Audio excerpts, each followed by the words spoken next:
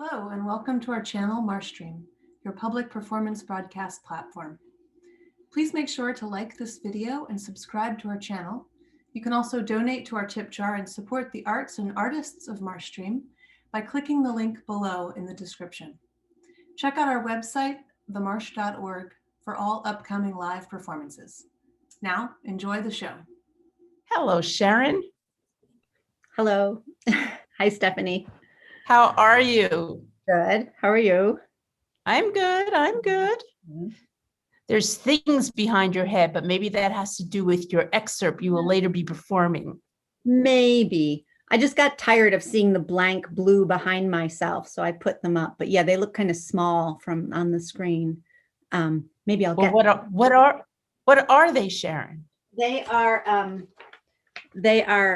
linear B writing. It is about your excerpt. Yeah, so I tried writing out symbols, and I have them like near my desk, but I thought I'd move them for now. So you were using them a little bit for inspiration? Yes, and thinking, yeah, I've read about them so much that I wanted to. So this is what the real thing looked like. That was Wow. writing done on wet clay tablets. So wow. This is very scholarly of you, Sharon. But before we get to this, I wanted to just talk because it's a little bit of your history, because it kind of is so kind of marsh related and your own personal previous marsh experiences. So I thought we would start a little bit talking about that, if that's okay. That sounds good. So I met you. When did you first come? How did you even get to the marsh to begin with? I was looking for a job in theater after I moved to the Bay Area, and the marsh was looking for house managers, and I met Dot Jansen, who was then working in the office. And the marsh also, Dot looked at my resume and went, oh, you could do other stuff, because I had a lot of arts administration experience. So I started working in the office and kind of more and more working in the office, and then started writing the solo performance. Took a workshop with David Ford. You let me be part of the New Works, the Festival of New Works. So that was really exciting. Festival of New Voices. Festival of New Voices. That was how I wrote my first solo show. I thought, I'll write a one-person show and someone else can perform it, because I'm not a performer. I'd never perform. But you did end up performing it, right? Yeah, because taking the class, I'd present in class the way the workshops that David and Charlie's workshops work. And and I was trying to do the way I thought it should be done, and got used to doing it, and kept doing it. So you were writing a short piece for the festival? Yes. Or a long piece? A short piece. I was one of the short pieces. Right, because we were doing for those of you who might be interested, we have a performance initiative that we do whenever we get funding for it. And back then, I think we did 4 or 5 full-length pieces, and then we did like 12 shorter pieces. It was a lot, yeah. Of course, it's the marsh. Little bunny marsh being money. Maybe it wasn't 12, but it was twice as many as there were big pieces. And so then what we did was, when we had our festival, the performers, we'd have the full-length pieces, and then we'd have the short performances kind of going before the full-length pieces, yeah. Correct? Yeah, the curtain raiser. And what year was this? Do you remember? Well, maybe 2006 is my guess. Was that was the second one, right? So it was 2006. I'm pretty sure. Okay. Well, anyway, and so you wrote a piece. What was that about? It was called Savage Arts, and it was about kind of based on a real life historical witchcraft murder trial that happened in Buffalo, New York in 1929, where a Native American was accused of killing someone who she believed was a witch, according to her belief system. And it was a really juicy, wild story. It turned out that she had been manipulated into killing this woman because the artist from the local science museum who was doing those still lifes, they would have those settings in science museums with statues of Native Americans in native dress.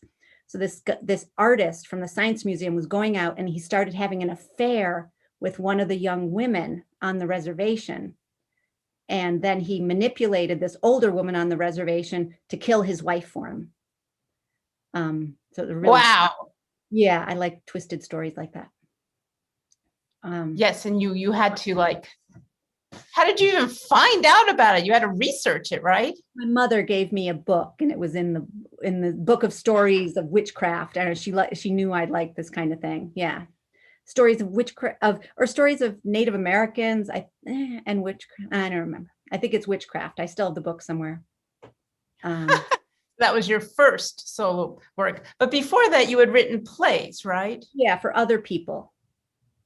So tell me, so suddenly you're doing something completely different just because you got thrown into the administrative job of the Marsh, correct? And thrown into our community, correct? Yeah. And it was a nice community. It is a nice community. So got drawn into it. But what were these plays like? What's the difference? What was the difference going from that playwriting to that first solo piece, besides the fact that you performed it? Well, I like the performing. I felt like I learned a lot of things in performing that I didn't previously know in the writing. And like when I'd give something, if I wrote something and gave it to an actor, sometimes they do things and I'd be like, wow, I never realized it could be like that. And then it felt really nice to do that as a writer, to have that experience myself too. Like, oh, to realize that things that I didn't know were in there when I wrote it, if that makes sense. So is it kind of like that you spent more time with it and you started to understand your conscious and subconscious choices? I think a little bit, yeah. And it's nice that when you're performing your own work, you can make changes. Because when you give something, in theater, you give someone the play and they were supposed to respect it, and ask you if they want to make any little changes. But when you're performing it, if you're doing it and you go like, oh, I want to say this, I can just do it. So that was fun. Okay, so that was Savage Arts, which you did a 15-minute piece. And then was it over the next year you developed it into a full-length piece? Yes. Yeah. And I took it to a couple fringe festivals, and then I did it in the studio upstairs for I remember. Mm-hmm. So it was a lot of fun. So, and why did you go to the fringe festivals with it? Well, a lot of people talked about getting the experience at the Fringe Festival, and Charlie Varon also talked about getting the experience without making your friends and family and asking everybody you meet on the street to see it over and over and over again. Go get strangers to see it. And that was a really good experience, going out and getting other people to see it, and getting other reactions from people who aren't in the Bay Area, the usual people I see. And it also got you to have more chops with the piece, both the acting and the... Yeah. Did it encourage any editorial writing changes, or is it mostly the performative aspects of it?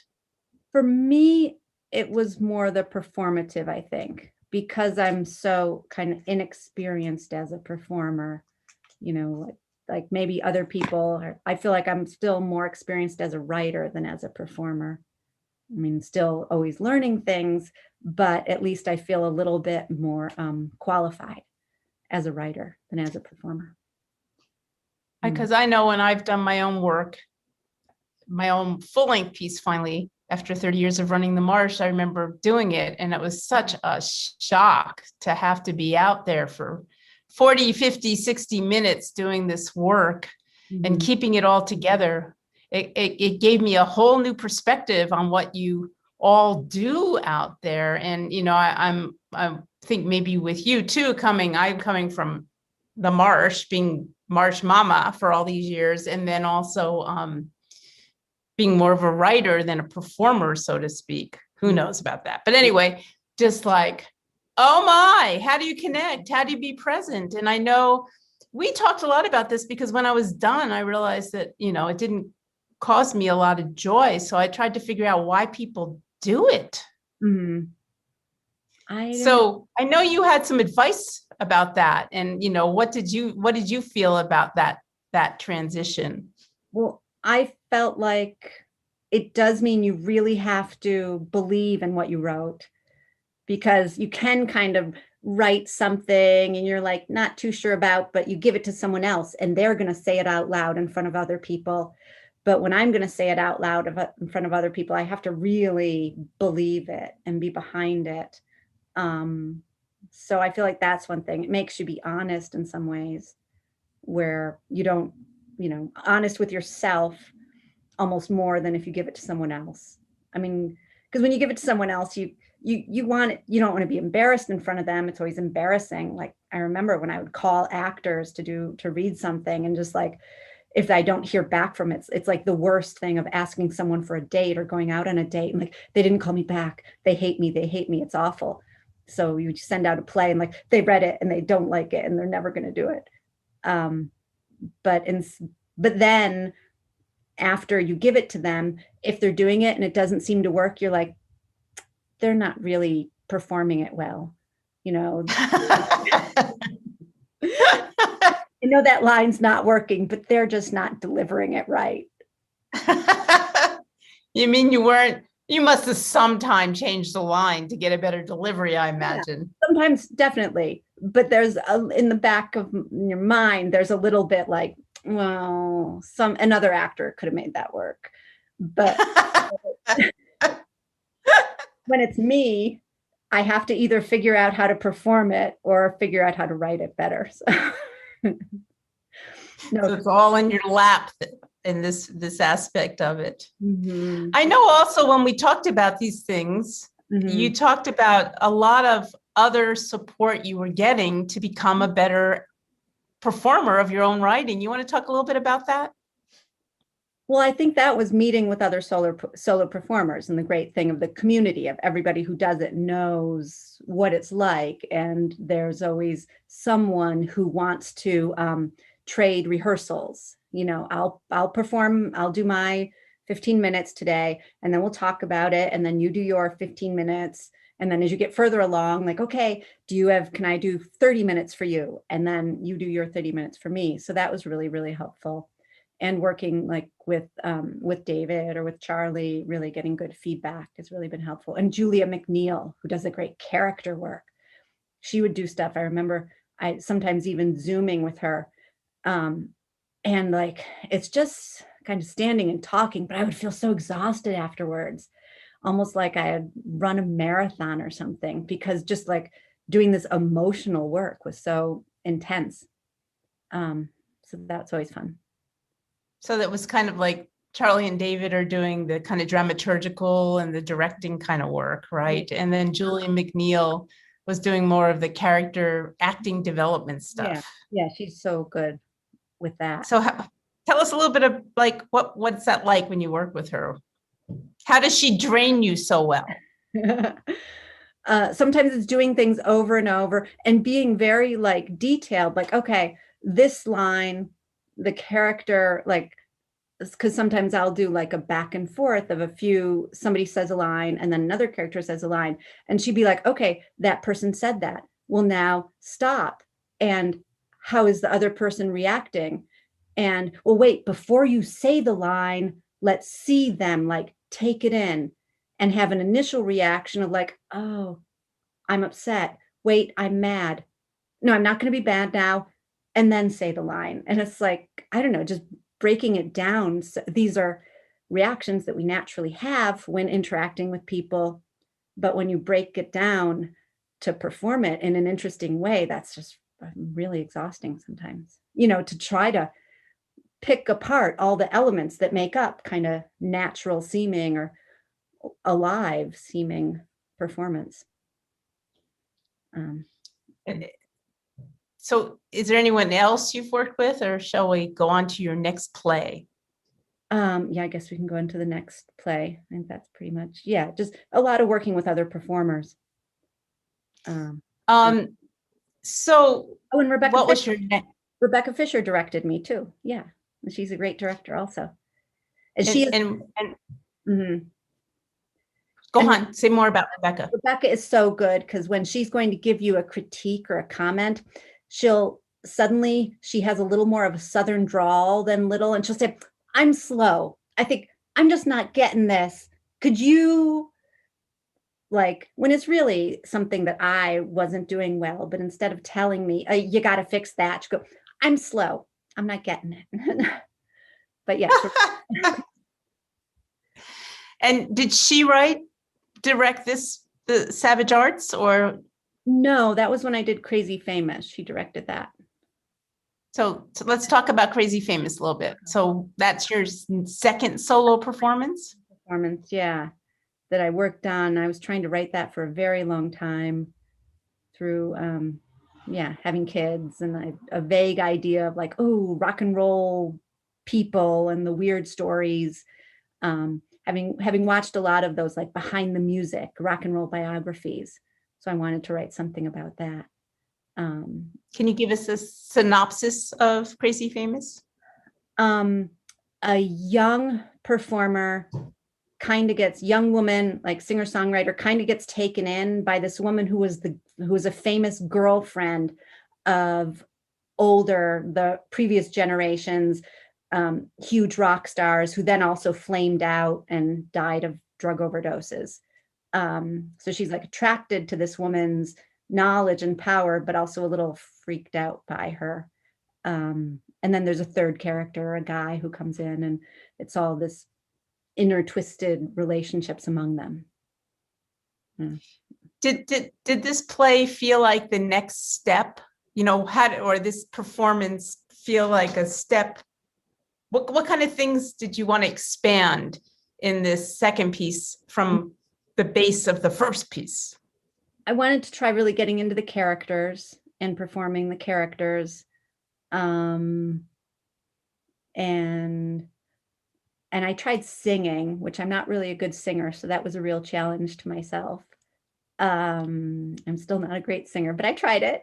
And so that was fun, but really getting into the characters. I had a lot of fun working on the characters with that. And that was where Julia McNeil helped a lot, and Rebecca. Yeah, it's so interesting. I was talking to Lynn Kaufman after her Q&A from the show she did about Susan Sontag. Mm-hmm. And we were talking about, like she's written lots and lots of plays, and they've gone all over the world and the country. And now she's doing solo performances with the Marsh, where she's doing her fourth now, the Susan Sontag one. And when I asked her, okay, so you've done them now on the stage and you're doing them now on MarshStream, right? Mm-hmm. And what's the difference? And she said, is there differences? And what she said was, it's the characters, you're so up close and personal, and it's so like intense, and there's so much concentration on the performer. It's really interesting. And the way I'm thinking about it in terms of what I do in my next play she wants to write, which is a 4-person play, is how do I maintain the intensity that I've been able to even get more than I've been doing for the rest of my 50 years of playwriting, that I find when I do a solo performance? How do I maintain that intensity in a 4-person, in the 4 characters, in a 4-person play? Mm. So it was really, really interesting, to see her continual growth, even, I think she's in her 70s or late 60s now, as she continues to write and expand and use what she's learning from each subsequent play. That's really neat. Yeah, that's cool to think of how to keep the intensity for each actor in a play, for each storyline, kind of. Yeah, that you can't have, or that you can have when it's just one person and all the focus is on them.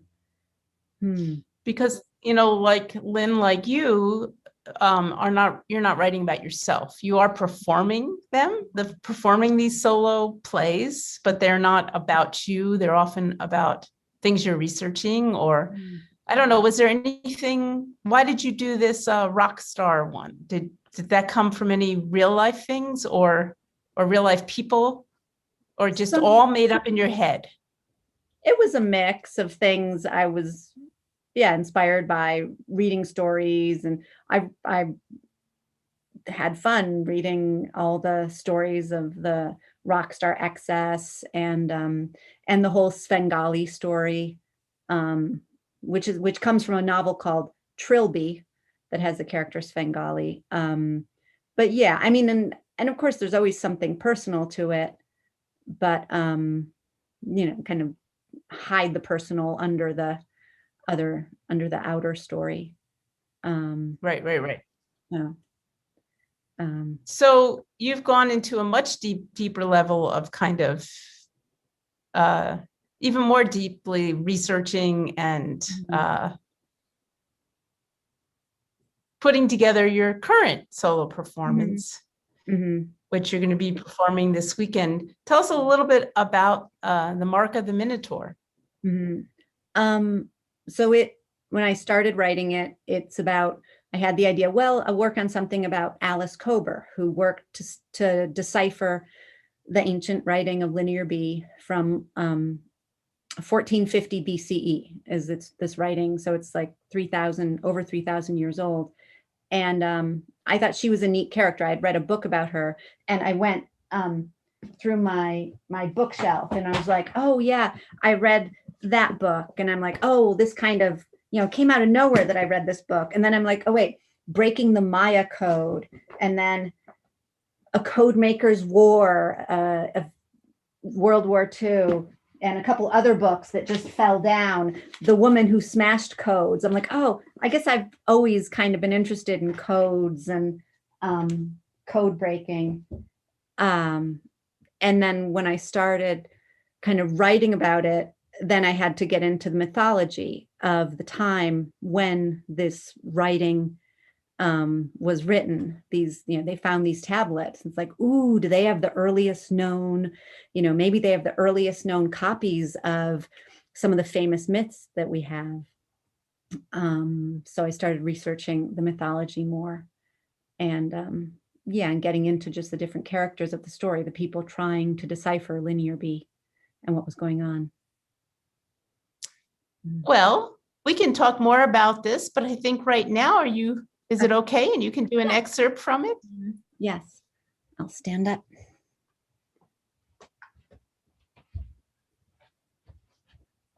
Adjust.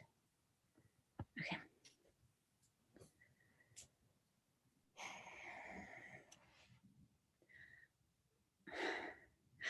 I'm not sure how long this takes.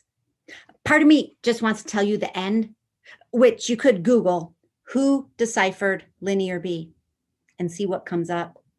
It might say Alice Kober, or it might say a man, Michael Ventris. But is that true? Is it historically accurate? I'm not a historian. I get more interested in the little footnotes, the personal stories, than in big events. And the more you read, the more you realize that even big events can seem completely different based on who's telling. It's like each version just shows that author's own prejudices and preoccupations.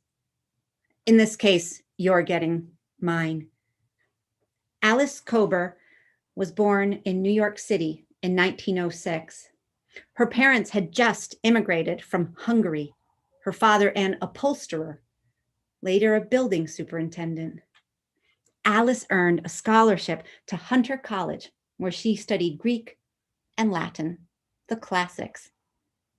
And when Alice graduated in 1906, she told friends that she wanted to decipher Linear B.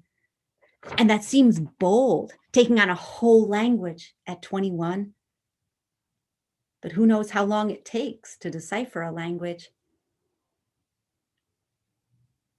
and who knows how long you'll have. No one can know the length of their life. The Greeks had a saying. Linear B was discovered in 1900 by an English archaeologist digging at Knossos, the site of the ancient capital of Crete. They found hundreds of clay tablets filled with writing that dated to 1450 BCE, the time of the Trojan War, and 700 years before the invention of the Greek alphabet. So what language were they? Crete used to have its own language, but that disappeared. It's lost to history. The island is 99 miles from mainland Greece and just as far from Turkey. It's famous in mythology for King Minos, the Labyrinth, and the Minotaur. I had to look those up. I never really liked mythology as a kid. It's full of these intense subjects like rape, incest, murder, which they try to gloss over. So it didn't really make sense. And a hero will do great things because he is a hero. A woman will fall for him because he's a hero.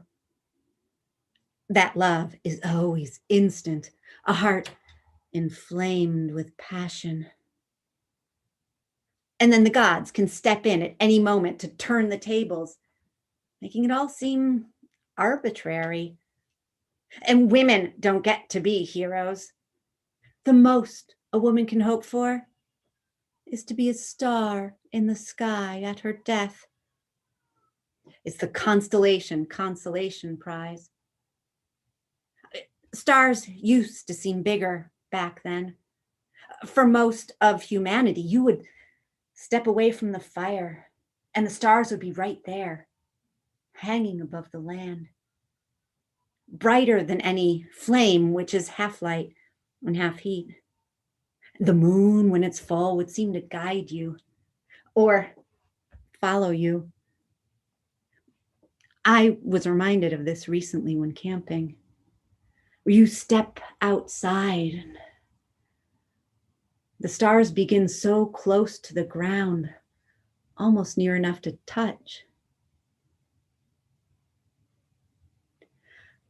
I don't know how many stars Alice Kober saw in New York, or if she took the time to look. She started teaching Greek and Latin during graduate school. She told students, "You know a great work when you feel the back of your neck tingle." Alice became a professor at Brooklyn College. It had just been founded in 1930. It was the first part of City University of New York to teach men and women together. A free college, it became known as the working man's Harvard. They accepted many good students who wouldn't get in elsewhere because of their religion or race. Alice bought a house for herself and her mother in Flatbush, Brooklyn. And in her free time, she worked on Linear B, writing sets of symbols on little note cards that Alice stored in empty cigarette cartons. Alice loved to smoke. That little flame and the smoke drifting heavenward. Did Alice's hard work pay off? I want to tell you, but first you have to know the myth on Crete. King Minos received a gift from a god. Which god it was depends on which version you're reading. It was a bull that he was supposed to sacrifice to the god. That bull was so beautiful, so studly. Minos put off the sacrifice, admiring the bull and adding it to his herd. He thought the god might not notice. And things seemed to go well. The harvest, good. His wife, about to bear a child. But it turned out that his wife, the queen, had also admired that bull. The child was born.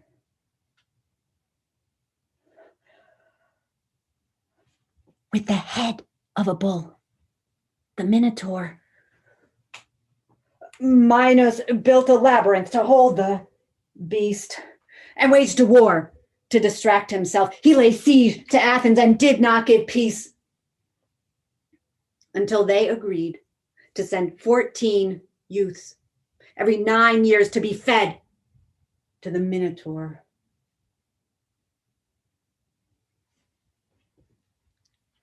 Was this the kind of story Alice was hoping to find on the tablets? There were lots of things women weren't supposed to read back then. Even some parts of the Bible were considered inappropriate for women.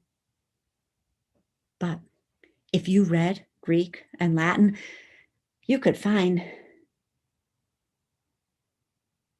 wild, pagan orgies, forbidden passion. The tablets might hold the truth of King Minos, or who knows what else.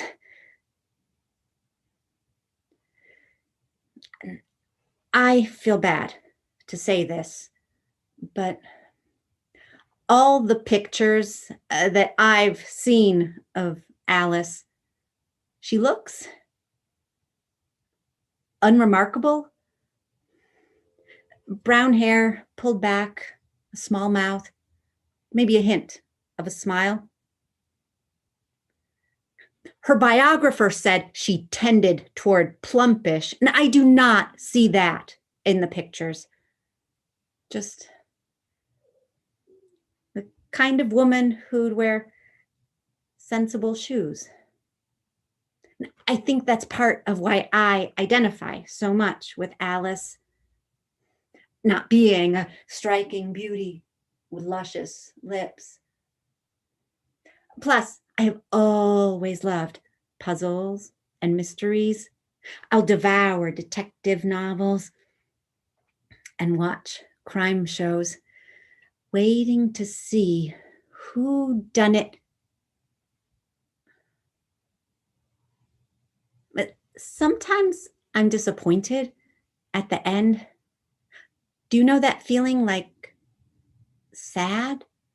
When all the possibilities, all the great mysteries of life are narrowed down to one motive, a single act. Like, I want a solution to the mystery, but I think that's part of why I have trouble in life sometimes. I'll consider so many options and I will choose a course of action. I do apply myself. But then doubt starts to creep in, like, what's the point?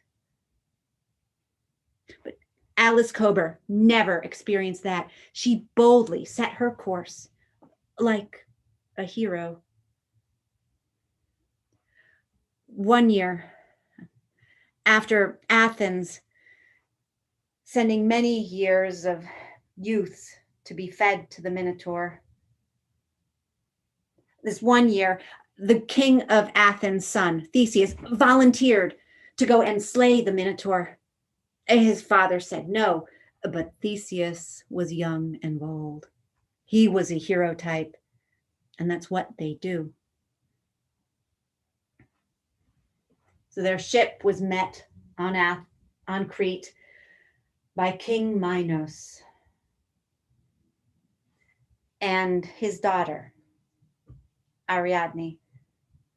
And we don't know how old Ariadne was, probably 15. And she must have been beautiful. Because you never hear of ugly women in these stories unless they're evil. Ariadne's father had her host the welcome feast for the sacrificees. And she saw Theseus, tall, muscled, with his hair pulled back in a braid.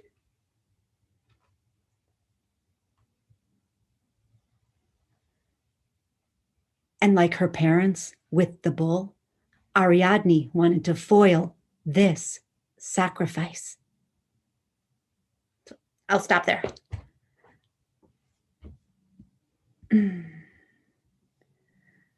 Woo! Wonderful, Sharon. Oh, thanks. Thank you.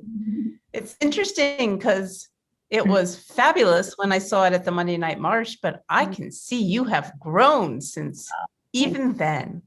Thanks. Working on it a lot. You can tell. You can tell. Good. Good. Mm-hmm. So if anyone has any comments or questions for Sharon about the piece, please put them in the chat. Mm-hmm. Okay. Also, if anybody wants to make a tip donation to the MarshStream and keep us streaming, that would be great. Okay. But meanwhile, Sharon, tell me a little bit about how did this performance come to be? Well, I think I told you that Alexa Amira, who schedules the Monday nights, contacted me in January about doing a performance sometime in the spring. Because last year I had done a couple short pieces in Monday Night Marshes when things were just getting started, over a year ago now. It was like May, I think I did one last year. So I wrote, well, what would and you're referring to post-COVID doing them on MarshStream versus on our stages. Yes. Yeah. When everything shut down, I did a couple MarshStream Monday Night Marshes of just short pieces that I'd written a lot. Well, one was a short piece I'd written a long time ago, and others was something I came up with in David's class, like another 10-minute piece. So I guess Alexa was just looking, trying to keep looking for people to do the Monday nights. And at this point, like I didn't have anything new. So I thought I'll sign up for a workshop and see what I can develop, and wanted to just write something new, and started this and kind of got carried away with it. Usually you take a workshop and develop like a 10-minute or 20-minute, but this one just kind of got out of control, but in a good way. So, but this was in a David Ford workshop? Yeah, David Ford workshop. Yeah. Mm-hmm. And so, but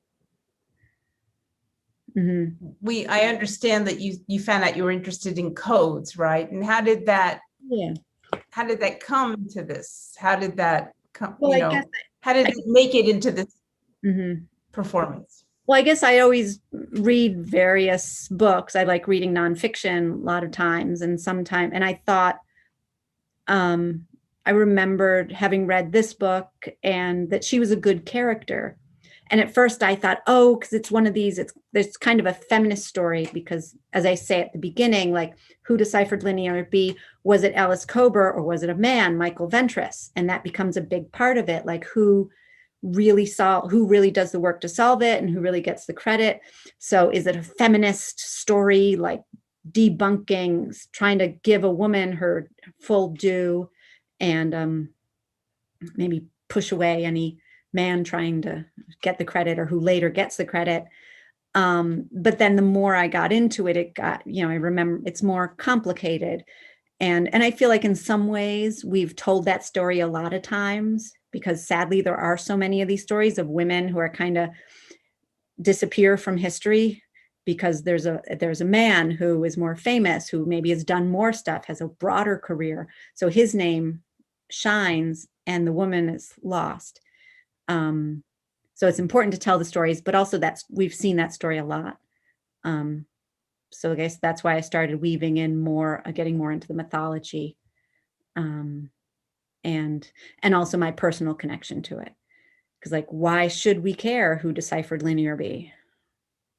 And why should we care about this ancient? So talk a little bit about the mythology aspect, and then maybe talk about your personal aspect after that. Okay. Well, I guess it's true when I say in the piece, in some ways I get annoyed at mythology. Like I'm kind of rereading the Odyssey now because a new translation came out a couple of years ago. And it's the first major translation into English by a woman. So I thought I'd read it, but there are things I don't like because it's all like Odysseus does this and the goddess Athena supports him, but then the god Poseidon drives him back. And because Poseidon doesn't like him, it's like, it's all these, just the gods keep stepping in and changing the rules of the game all the time. And that gets very annoying to me. So I have this a negative feeling about mythology, but also sometimes I love it because a lot of the stories are just so beautiful and so intense. Getting to talk about King Minos and be, to pretend to be King Minos for a little bit is a lot of fun. So I really got drawn into the mythology. But when I was did the fact that the translation you're reading now of the Odyssey by a woman, did it make a difference? I don't know. Some things I think are a little bit different because she's a woman, and it's a nice modern translation, but still it's like the gods are always just stepping in and pushing. It's like the humans a lot of times just seem like little like pawns who are being moved around on a chessboard. So that's annoying to me. But like, as I was starting it, I kept getting asked of like, well, what's your personal connection? Why are you doing it? Why do you care? So that became fun, making myself the character as the narrator, looking at my connection to it. Can you talk a little bit about that? Yeah, well, that is, I think, looking at how I've always loved codes and different languages and puzzles, crosswords, any kind of puzzles, trying to figure those out.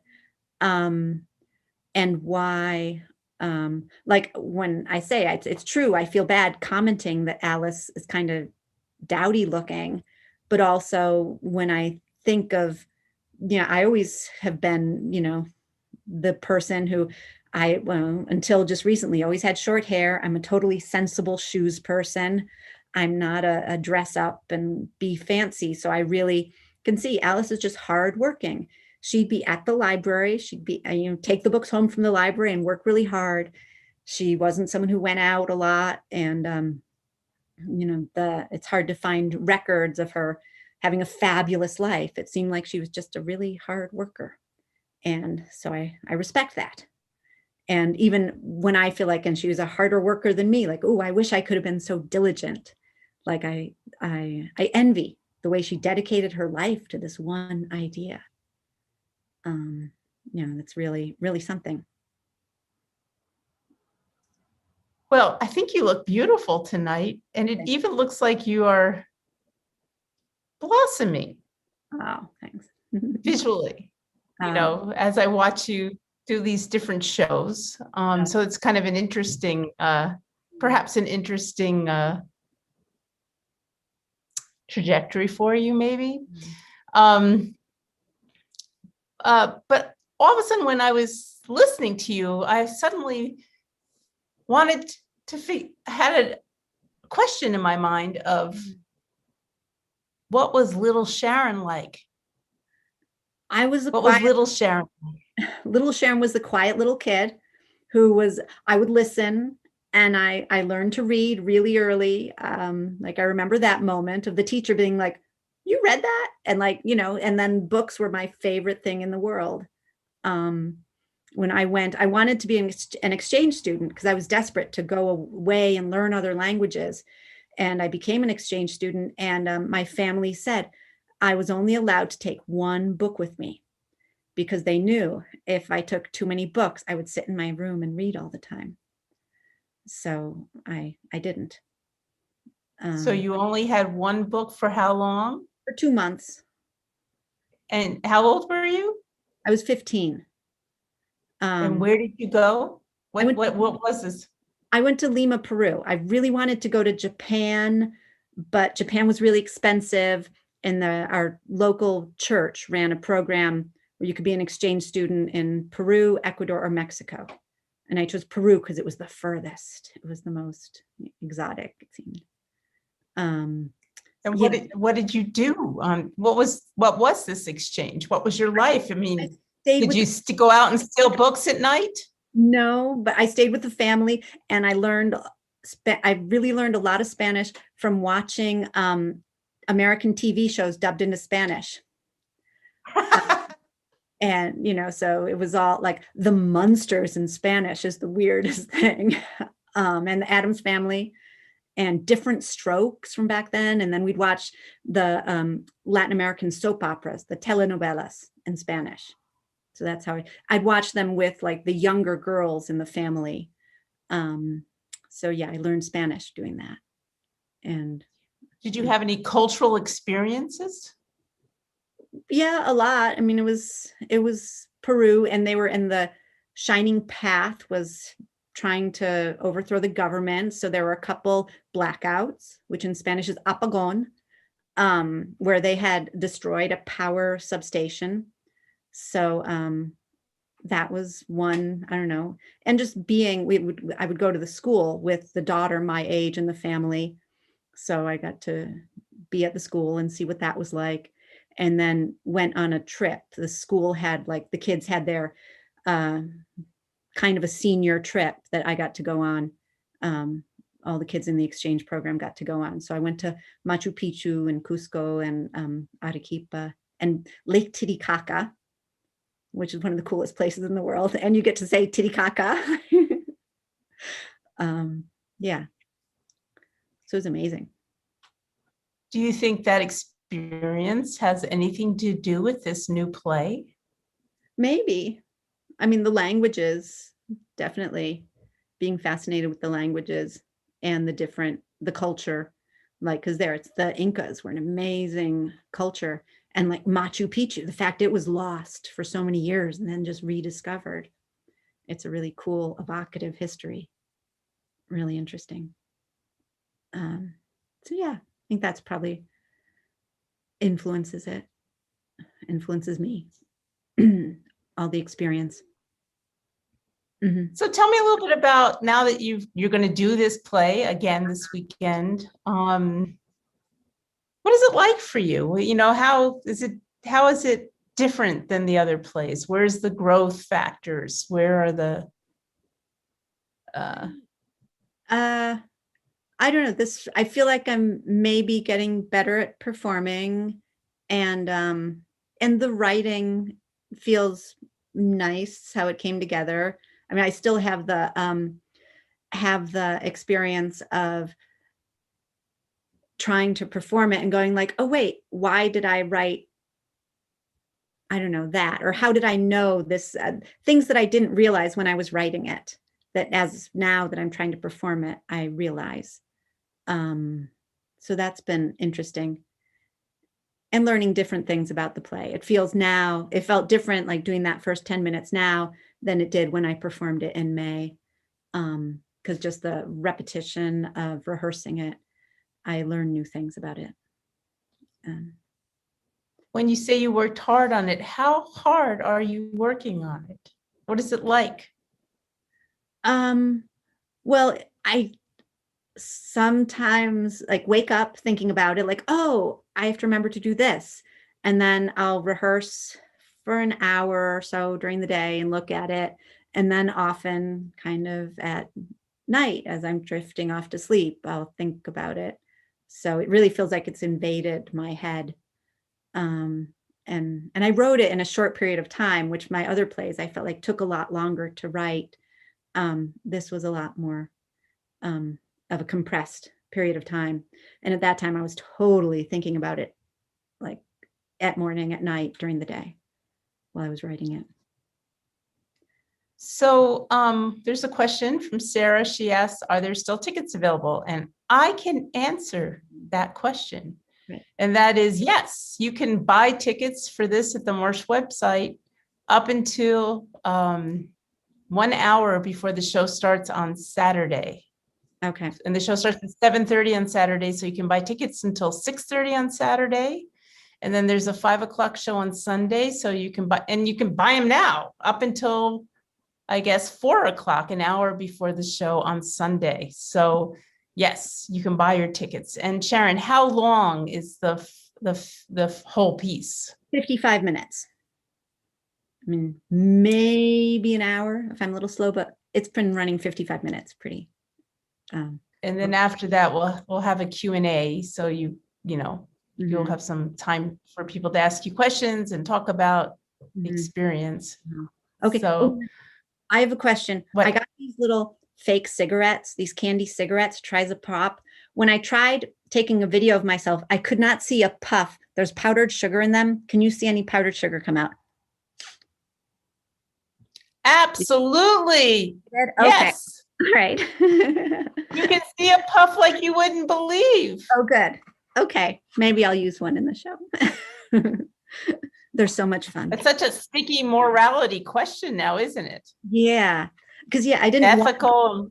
I didn't want to buy real cigarettes and give money to the cigarette corporations, But you're bringing that horrifying thing into reality in this show. Yeah. And Sarah says, yes, she saw the puff. So it wasn't just me. Not just me, but Sarah too saw the puff. Oh, great. Okay. And I have the whole Sarah piece memorized. Yeah. Oh, yeah. I saw in the chat. I have the whole piece memorized. Yes. Yeah.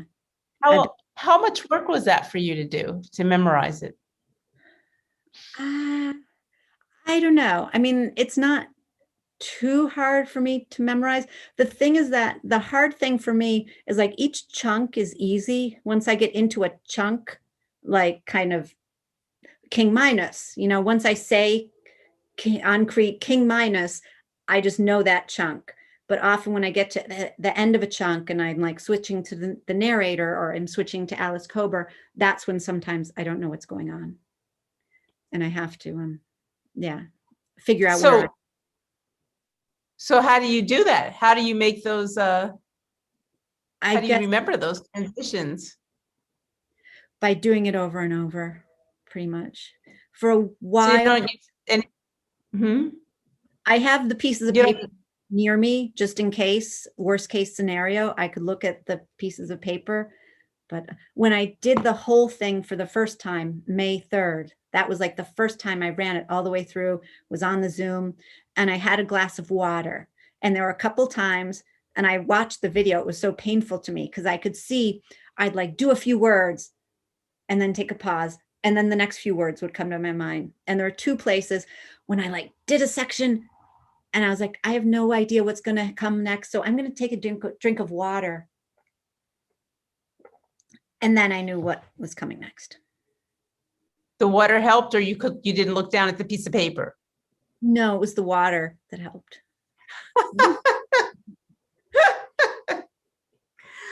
Well, Sharon, our time has gone by. This has been wonderful. Thank you so much.